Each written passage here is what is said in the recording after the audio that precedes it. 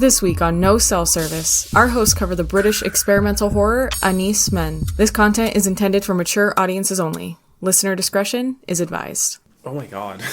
I didn't know what to expect going into this movie, right? Mm-hmm. I just found it on the 20 top Hulu movies, I think is where I found it. Mm-hmm. And then it was like, oh, British experimental horror. And I was like, oh, I love that. Like, let's give it a go. And then I read the Hulu summary that pops up, right? Mm-hmm. And uninhabited island with a nature volunteer looking after something. I don't even think it says in the Hulu like summary what she's looking after. And it's just like, oh, you know, whatever. Like, I think it says something about her being trapped there with someone else or something weird. But I was like, oh, is it going to be like a human hunting story where like, oh, this guy comes and is like hunting her for sport and all of that. And I kind of forgot about the experimental part in the summary. I don't even know how to summarize this movie. No. I mean, on it, like, I have a hard time not just immediately jumping to, like, some later stuff that happens when we, like, just started talking about it, just because the movie's so all over the place that, or I shouldn't say all over the place, it's very, like... Well, it's supposed to be, though. It's supposed to not be linear was the thing, so I think you're correct in saying, like, it's all over the place, but not in, like, the chaotic way you would think when you say it's all over the place. It's like Twilight Zone-y. Like, yes. It just, like, puts you in this space, and... the space is wrong somehow. Honestly, I think the only thing that's like super normal about it in the beginning is like, oh, she's like checking the temperature of the ground like next to these flowers on like a hill. So even with that, like so it opens up with her starting her routine, right?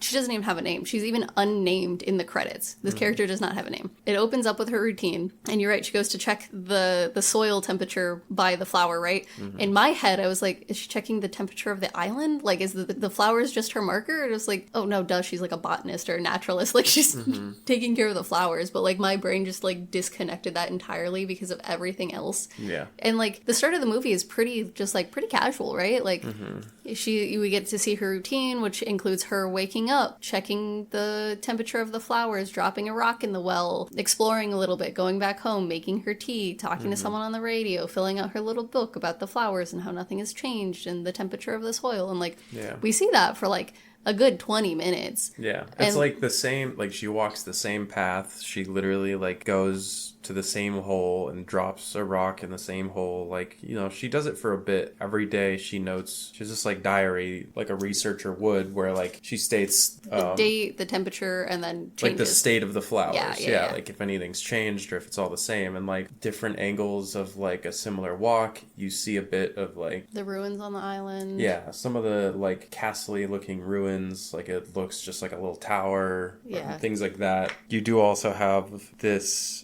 stone that she always walks past before like cutting right to like head straight to the house. Yeah, it's like right in front of, it's not right in front of, but if you open the door from the house, it's like right up the hill. Right shot. Directly in front. Yeah. And so it looks like it's either just a cool rock or whatever, and you're just like, oh, don't even really like clock it because this whole, like the title, you have to say it. What is it? Enys Men? Enys Men? Enys Men? We're American, can you tell? The only reason... The only time that they say the name is specifically during like a radio thing that like she's like listening to the radio while making tea, and this spokesperson on the radio is talking about like this statue that had been put up as like a symbol to recognize like lost friends and family at sea, but this had been like it had been vandalized and like destroyed, destroyed and all sorts of stuff. No bueno. It was not good stuff that happened, and so you kind of get the assumption after, because by the point that happens too, you get the assumption that that might be the ruins of the statue. Like it got broken down that bad to that because she goes and looks at it all the time. Mm-hmm. But like that's it, and you get a few. Because she has, like, a CB radio and then, like, her normal radio where she, like, listens to music and all that kind of stuff. And so her CB radio goes off and, like, you know, they talk about, like, a shipment that's going to come in. And she's like, good, I'm running low on tea and petrol for the generator. Because that's the other thing is, like, she has a generator and she only turns it on at night when she needs it to, like, make her tea and do that kind of stuff. And then, like, another woman on the other side of the radio is like, oh, are you lonely? And she's like, oh, I'm not alone. I cannot keep shot for shot right what happens when, but like around that time period, you see a younger woman, a younger like teenager, and my assumption automatically was her daughter. And so I thought the woman on the radio was like, oh, are you lonely without like someone else to converse with, like just you and your daughter, like are you lonely out there? Yeah. And when they first show her, because it's that weird shot of her just standing in the hallway staring at her supposed mom, like tapping the teacup, right? And I was like, oh, is that even real? Is that a ghost? Yeah. Like, is the house haunted? And then like the next shot right after that is the teenager being in bed. And I was like, oh, okay, so yeah, it's her like, daughter. Cuts to her like peeking through the door and like looking at the girl in bed. She's like looks and then like leaves the room. Yeah, like a mom checking on her kid. So I was like, okay, she has her daughter. So again, like maybe the woman on the radio is just like, oh, must be lonely, just the two of you. And then her saying like, I'm not alone. Like maybe she has a really good relationship with her daughter. And as it progresses, you realize they have a really shitty relationship. They barely converse, but that's delving into other stuff that is down the line. And Again, it's very hard to like go in one straight line on this movie because it is just all over the place. yeah, and so when I did my research on like the making of this movie, I watched an interview with the director, and that was his whole thing. His whole thing is like, what scares me most if his 24 hours isn't correct. Like if time isn't linear and there isn't another day, what happens? And you can see that a lot with this movie because she only has like when she's outside, she has one outfit. When she's inside, I think she has two. She has like her nighttime clothes and I think one other nighttime shirt. So like she has, I think, a total of 3 outfits. And what also like helps with the disjointedness of like feeling that something's off, even though it shouldn't be, like the synth music in this is very ethereal. It's very like calming and doesn't kind of quite fit what you're seeing. Yeah. But all of the sound was ADR. Oh, wow. So the camera he films on is a literal film camera. Yeah. And so he had to do all of the sound ADR. And I noticed it off the bat when she was walking because the sound she steps with isn't quite right. And the only reason I know that is because of my background with filmmaking. I say filmmaking like I wasn't in marketing. My background with doing that kind of stuff, you just get an ear for when it's ADR, when it's not quite right? And so I noticed it and I was like, oh, that's super weird that it's ADR. Like, I don't think it should be. And then I was like, oh, I wonder if it's a piece of the movie of, like, trying to make it disjointed. And it worked both ways, right? Like, he literally couldn't film audio, but also was, like, ADR made it sound cooler. Yeah. No, I mean, that, like, the whole style of it, like, plays, like, an important part, I think. Because, I mean, first of all, like, the time, like, it's supposed to be taking place... In the 70s? Yeah, in the 70s. There's, she's reading... A Blueprint for Survival, which is a very interesting book choice. I don't know if you know much about that book. I don't. I did look into it a little bit because I wasn't sure if it was an actual book or just like a book for the movie, but it's an ecological something or another. It's essentially like this guy got, I can't remember the name of the author, but this guy wrote a book and got like a bunch of scientists and like big names in the 70s to like back him. But it's essentially like his idea of like the only way that humans could possibly survive long term. It's crazy how it breaks it down too, because it talks about like keeping very small populations, being able to not only like manage the population and not like, you know, overpopulate, like overcrowd, but also like, you know, it's a matter of like, you know, resources and things like that. And also, it goes into how in smaller communities, people have like higher morale because like they're more well known, like they're, you know, people are more likely to not it's be, a community instead. Yeah, there's less anonymity and like being a piece of shit, you know what I mean? Because so, like, everyone knows you. Yeah, so like the book goes on like into like a bunch of different sections about like things like that, but it is very interesting. And it's also not a big book either. No, it's like it's an excerpt almost, but like it's interesting because she's reading about that, and at the same time, like this island that she's on was inhabited before by like it was a mining quarry. Yeah, it was industrial humans. It wasn't like an ancient tribe or anything. Like it was industrial humans. They were there mining. There were, you know, like again, there were like castle structures. So it's interesting that they put that book in your face when like they're also putting the fact that like, oh no, this small community still like fell apart. You know what I mean? And like, oh yeah, because that's a whole thing. Like a part of her routine is reading that book every single night.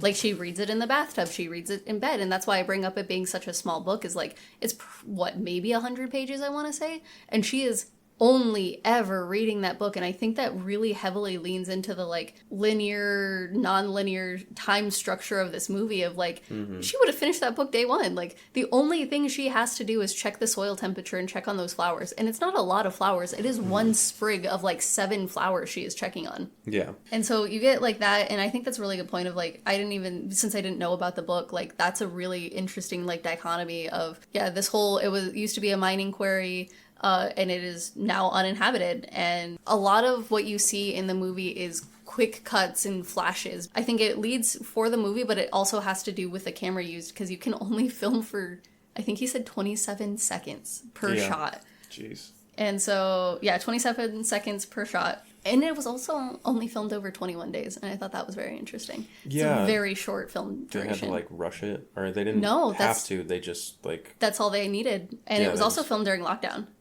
Oh, okay. Yeah, so it was a super small crew. They talk about how small the carbon footprint was, too. But, like, I always like looking at the duration of how long a movie was filmed. Mm-hmm. That makes sense, because, like, even, I think, the main actress and then, like, the one dude who shows up later on the boat, I think no, not him. I think the guy who plays the preacher, actually, is the actress's husband.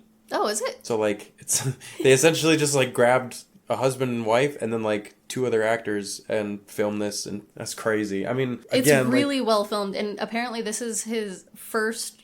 I would say first. He usually films in black and white. Mm-hmm. And so this one being in color I thought was also an interesting choice for him. And he talks about, like...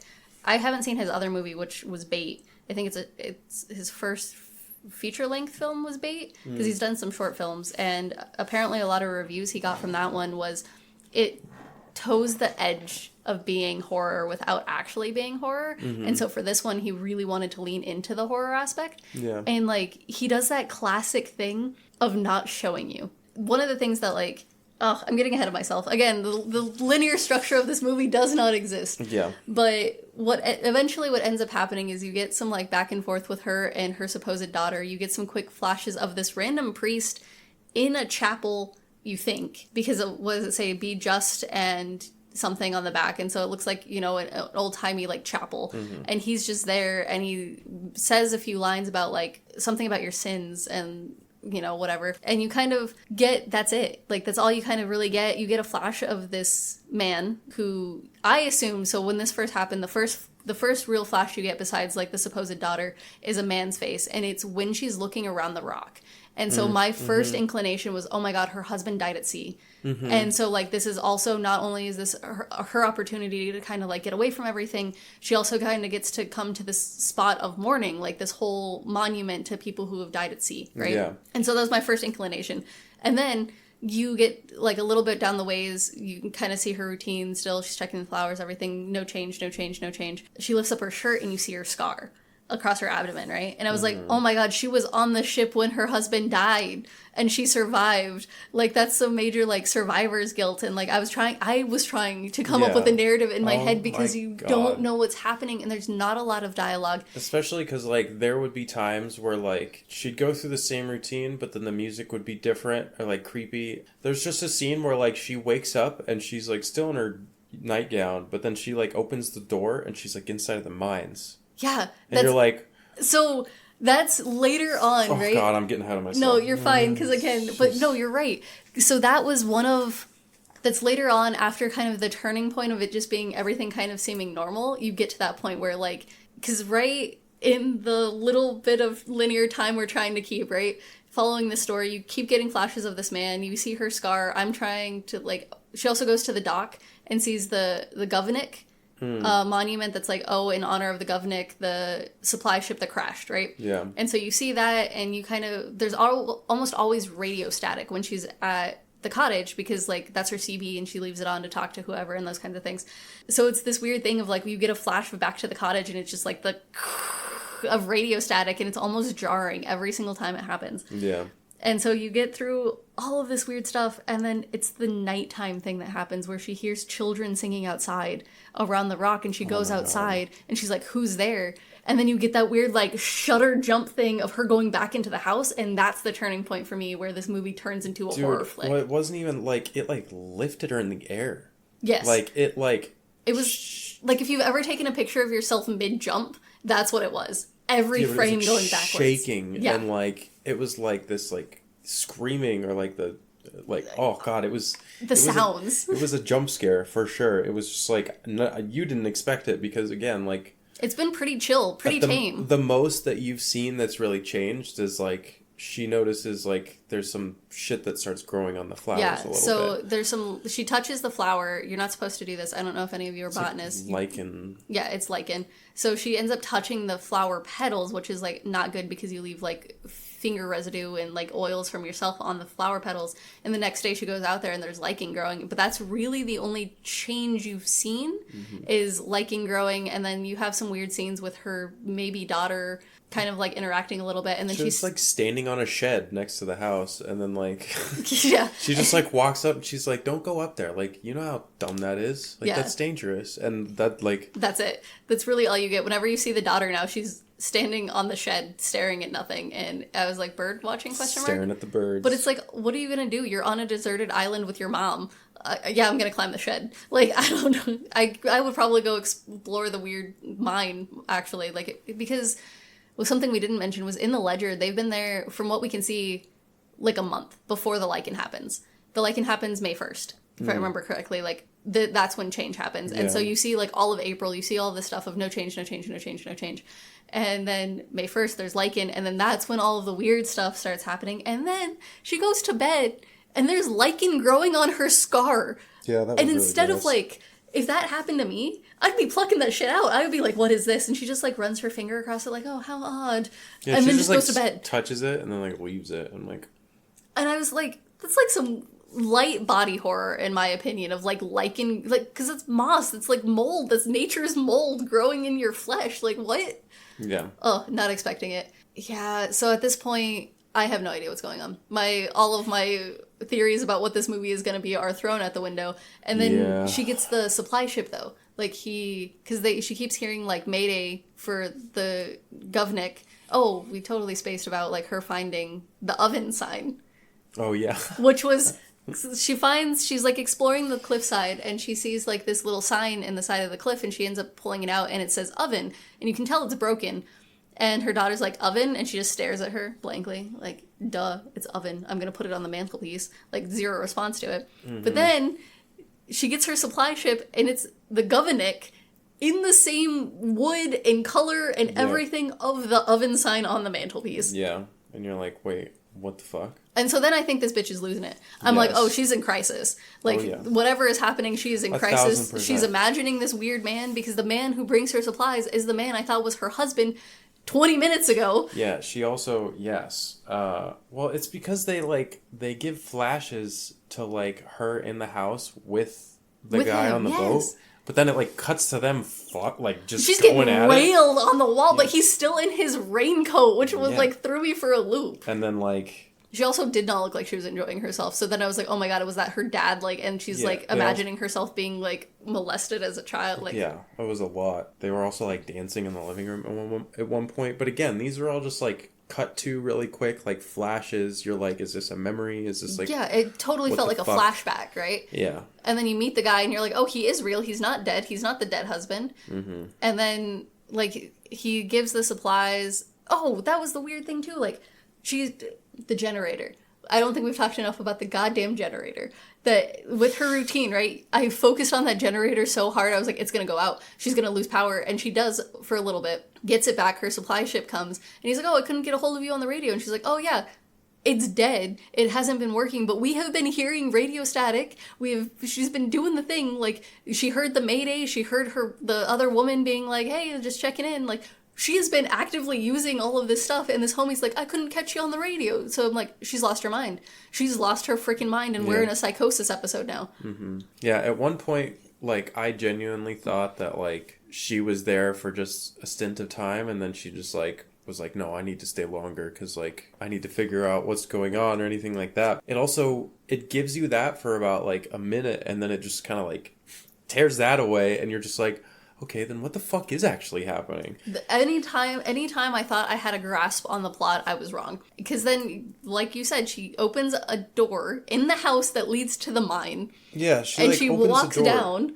And there's a bunch of miners down there just staring. There's a bunch of just guys with, like, old mining equipment and, like, the hats with literally just, like, the little flame on it and, like, the reflector, you know? Yeah. Like, old-timey shit. And they're all just sitting there, like, staring at her. And like, you don't recognize any of them either. Like, I don't know if any of the actors were the same, but, like, they were not characters you have seen yet. Yeah. No, it's just like, oh, okay, these guys are here now. I honestly, my brain is struggling to even remember, like... The timeline? Oh, God. Because their timeline isn't linear, and that's the whole point of the freaking movie, and it's driving me insane. Yeah, because I'm like, oh, shit. I mean, I'm, like, getting lost because there's so many different things. We didn't even mention the painting of The Rock that has, like... Oh, the up and down. Yes. Yeah, I totally thought it was going to be both sides. A ghost movie, because it looked like you had the shiny above ground with the rock up top, and then below you had a rock that looked like it was the underworld. And I was like, oh, she's gonna summon demons in that weird well. And then I was like, oh, maybe she's dropping a rock in there to make sure hell's still okay. Yeah, I have no idea. Genuinely threw me for a loop up until the very end. Like, even then, I don't know. And I'm looking at my notes. Like, believe it or not, I did write notes for this. Yes. It does not sound like it, but we have notes. No, dude. And I just keep saying, her kid is so scary. What the hell is this? And I'm like, oh, this is what we're doing now. Like, husband, not the fisherman. Wait, what is this? Wait, was this their house? Oh, when he was alive. Like, is this where she used to live? That was one of my other things. Is like, oh, maybe she volunteered because she used to live here with him. And so it was another, like, type of mourning to kind of get back and, like, kind of grieve whatever was happening, right? Yeah. Oh, another thing we didn't mention is, so, like, she walks by the quarry all the time, and there's that smokestack.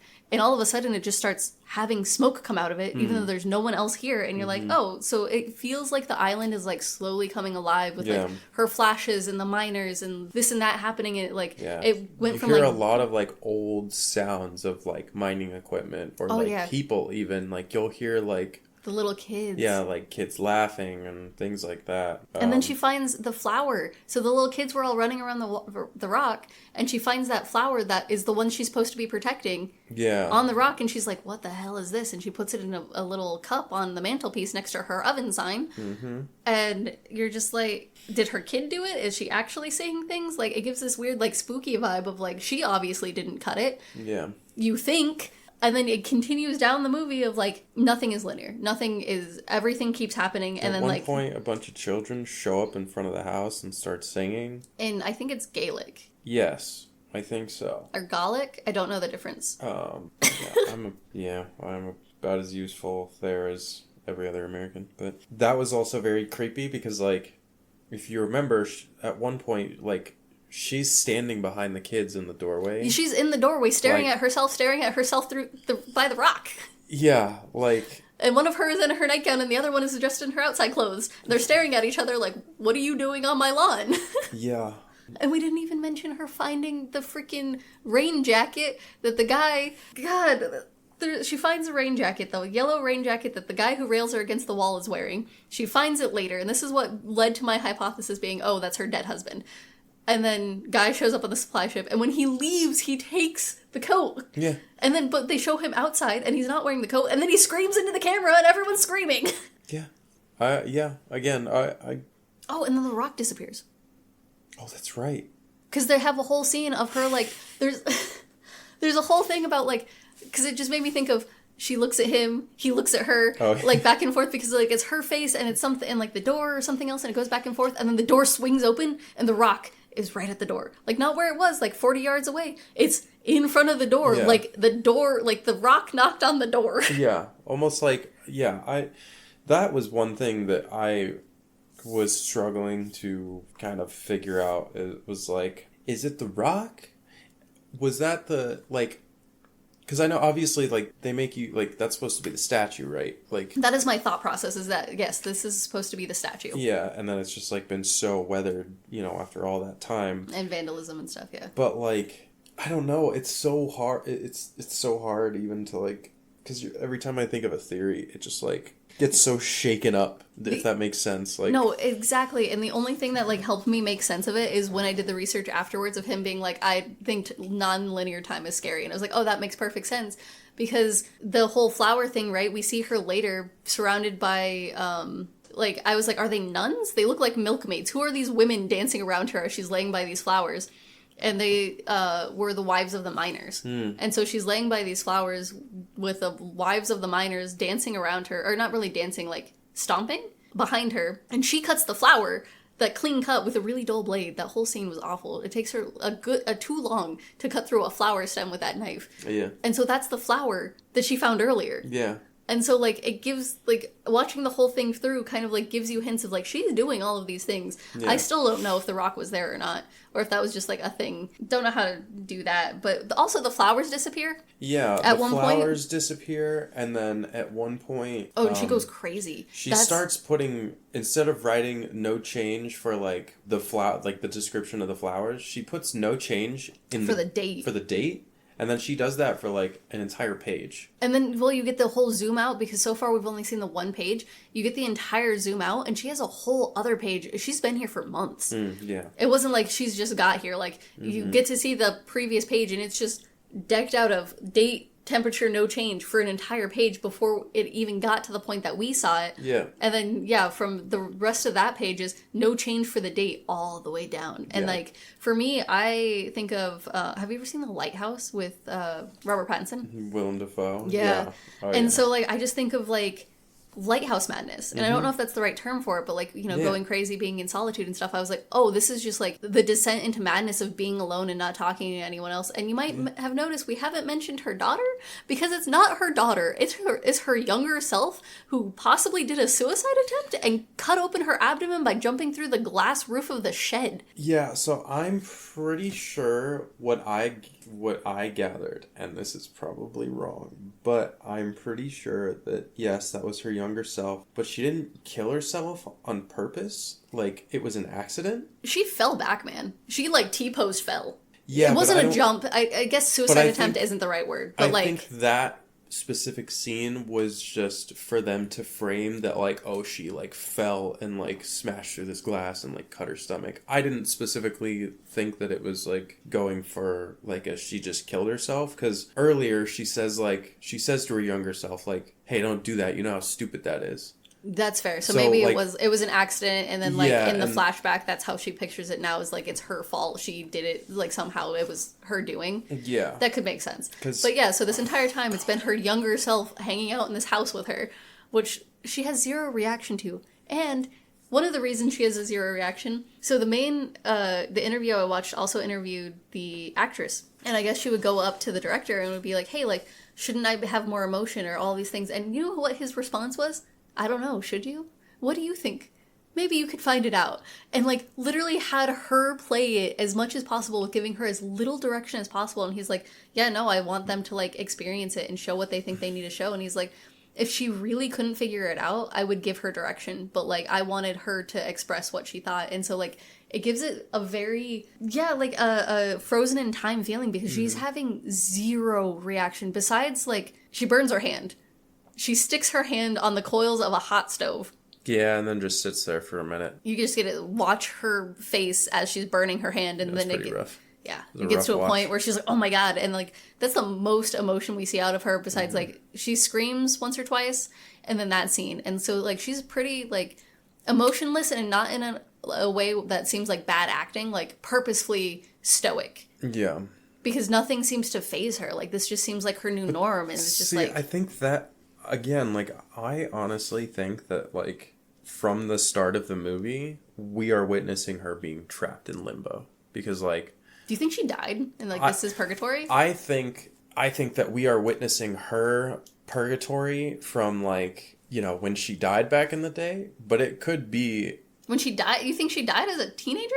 I don't know. Like, this, like, that's what I'm saying about this fucking movie, is genuinely, she could have died back then, right? And then she may be only, like, perceiving herself as aging, even though she's gone through this limbo the whole time. So, like, she may think of herself as old because, like, she's, I don't know, like, you know how your brain, like... You can kind of, like, imagine and make stuff up. Yeah, I mean, I don't know, it's just such a fucking tough one, like... I don't even, again, all of my theories have been We haven't even hit the end of the movie and we're talking about theories. Okay, the yeah, end of hold the on. movie, she runs down the dock and there's a man lying there. It's the man in the rain slick, the yellow rain slick that we've seen throughout the movie. And she runs down there, there's no body, but she looks over, there's a helicopter whirring, there's Coast Guard. She looks across, and in the Coast Guard boat, she sees herself saving the man.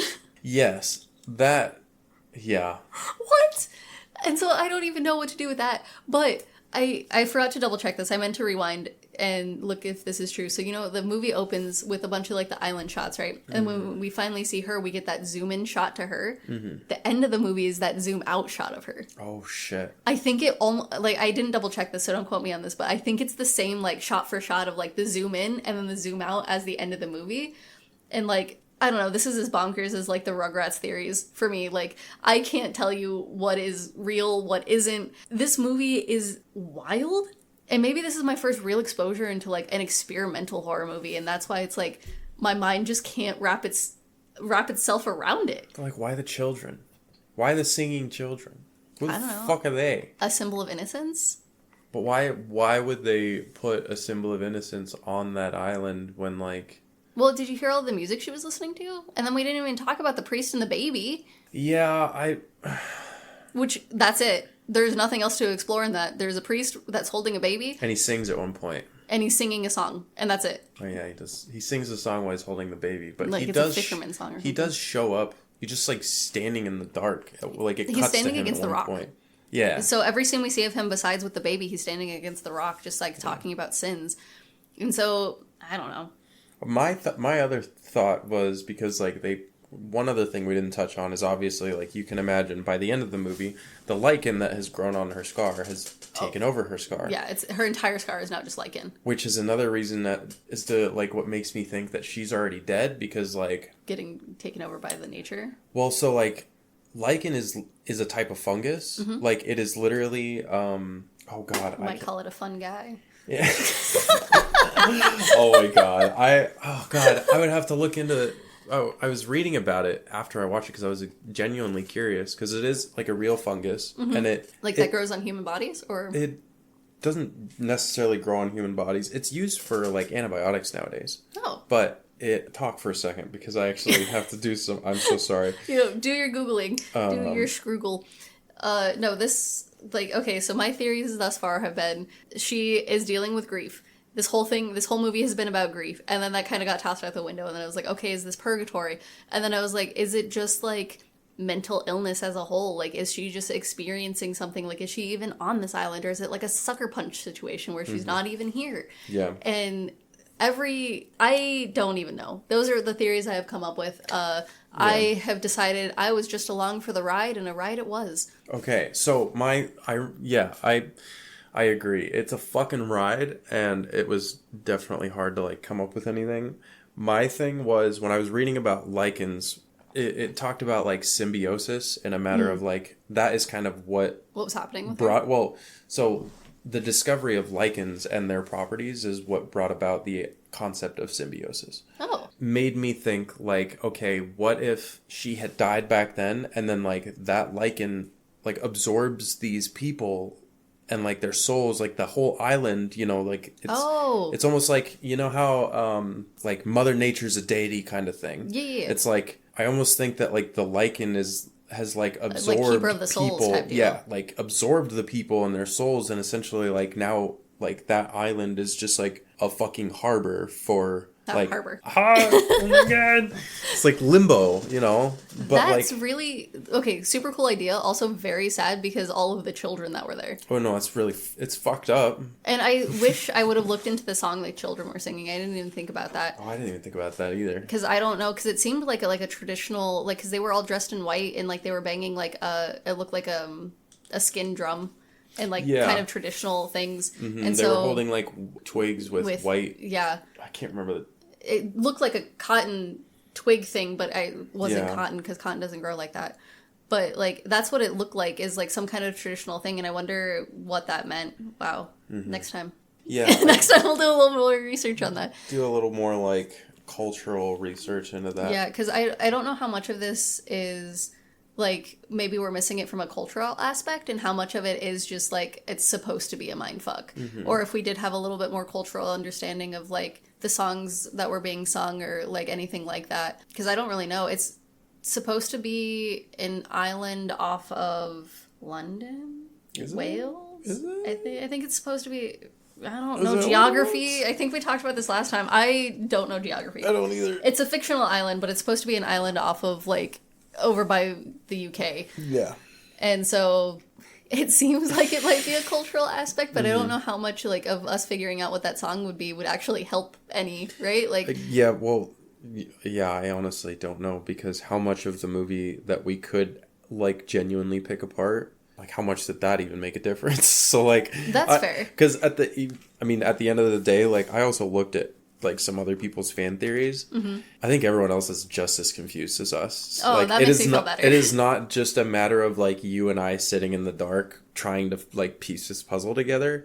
It's a lot of like people just inserting their crazy fan theories, and then like honestly, it sounds like that's what the director was going wanted. for. Yeah. Especially like with you mentioning how he wanted like the actress to like go about certain things, like that whole experimental aspect. You can see that throughout the whole movie. You know, like it's so apparent. No, for sure. I love it. Like the theory crafting. Oh, I highly recommend this movie. Honestly, like, please do. Not enough people play on the unknown, which I think we talked about this last time, but like so this is the thing, right? The unknown is the best fucking, like that is what makes things scary. Yes. That's what humans are, like, to our primal being afraid of, is the unknown. Exactly. And yeah, I was thinking about that exactly when I was writing these notes. This is what we talked about with Barbarian, is like it's so much scarier not knowing what's happening. And in the interview with the director that I watched, he talks about that. I played it for you a little bit before we started. He talks about how like the blueprint for a horror movie is you take someone in, like you lead them by the hand to the dark, scary places, and you lead them out. And he's like, I wanted to see what would happen if I just left you there. Yeah. And so like there is no answer. There is nothing. But like in a secular the right word? Circular way of like her being the one who cut the flower, she's the one who found the flower. It's like this weird cycle of like of wibbly wobbly time. Yeah. Right? Like she's the person doing all of these things. Also, on the note of fan things, I was reading some of it as well, and the amount of people who got weird details wrong like upset me for some reason. So like I was reading one where he's like, she was all out of coffee grounds, and I was like, she literally says tea.